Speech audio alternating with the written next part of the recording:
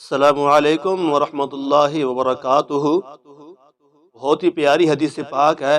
آقا علیہ الصلوۃ والسلام کی محبت اپنی امت کے ساتھ۔ اس سے پہلے چھوٹی سی گزارش ہے، چینل کو سبسکرائب کر لیں۔ حضرت ابو ہریرہ رضی اللہ تعالی عنہ بیان کرتے ہیں کہ رسول اللہ صلی اللہ علیہ وسلم نے فرمایا کہ ہر نبی کی اپنی امت کے بارے میں ایک دعا قبول ہوتی ہے، اس پر ہر نبی نے دعا کرنے میں جلدی کی، جبکہ میں نے اپنی دعا کو اپنی امت کی شفاعت کے لیے روز قیامت کے لیے چھپا کر رکھا ہے، اور وہ شفاعت انشاءاللہ ہر اس شخص کو پہنچے گی جو اس حال میں فوت ہوا ہوگا کہ اس نے اللہ تعالیٰ کے ساتھ کسی کو شریک نہیں ٹھہرایا ہوگا۔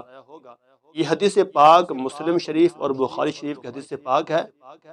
اللہ پاک ہم سب کو حضور علیہ الصلوۃ والسلام کی حدیث پاک کے مطابق اللہ اور اس کے حکم کے مطابق زندگی گزارنے کی توفیق عطا فرمائے۔